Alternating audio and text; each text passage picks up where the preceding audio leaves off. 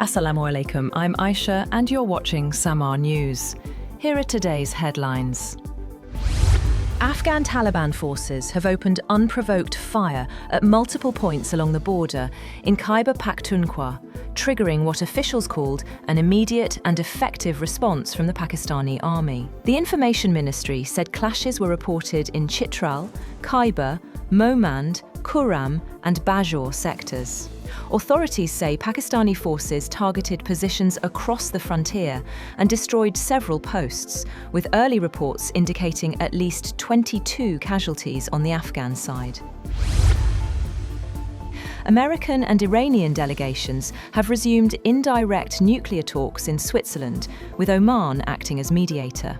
Iranian Foreign Minister Abbas Araghchi met US envoys Steve Witkoff and Jared Kushner for a 3-hour session before breaking to continue discussions later in the day. A senior Iranian official said a framework agreement could be possible if Washington separates nuclear issues from other disputes, though officials acknowledge significant gaps remain as talks continue in Geneva. The US Central Intelligence Agency has launched a fresh social media campaign aimed at recruiting Iranians, publishing new Farsi language instructions on how to securely contact the agency. The move comes amid heightened tensions as President Donald Trump oversees a major US military buildup in the Middle East. Washington has signaled that military action remains a possibility if upcoming nuclear talks with Tehran fail to produce an agreement.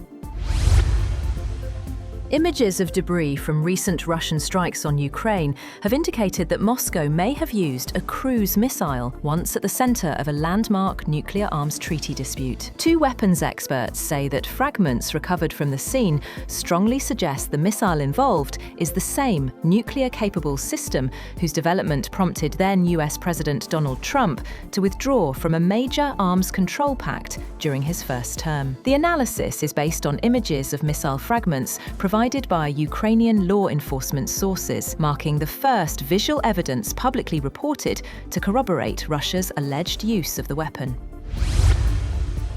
Russia has criticized European Union plans to permanently ban Russian oil imports, with Foreign Ministry spokeswoman Maria Zakharova saying only a madman would propose such a move.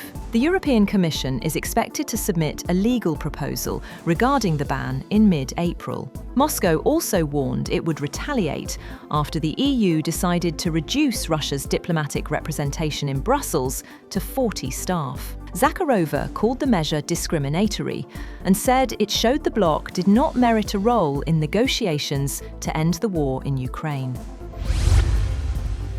French President Emmanuel Macron is set to outline an updated nuclear doctrine as European allies voice concerns over the reliability of the US nuclear umbrella under President Donald Trump. Macron is expected to rule out shared European control of France's nuclear arsenal, while clarifying what security guarantees Paris can extend to its partners. Although France and Britain are nuclear powers, most European nations continue to rely primarily on the United States as the cornerstone of transatlantic deterrence.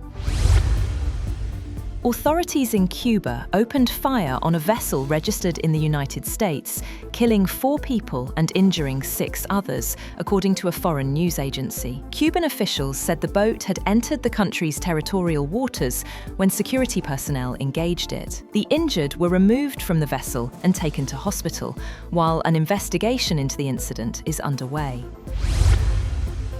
Donald Trump said Democratic Representatives Ilhan Omar and Rashida Tlaib should be sent back from where they came from after the 2 lawmakers protested during his State of the Union address. During Tuesday's speech, Omar and Tlaib shouted criticism as Trump defended his administration's immigration crackdown and enforcement actions. Both congresswomen, who were vocal critics of the president's policies, objected to his remarks on immigration. That's all for now. For more updates, visit www.samar.tv. Thank you for watching Samar News.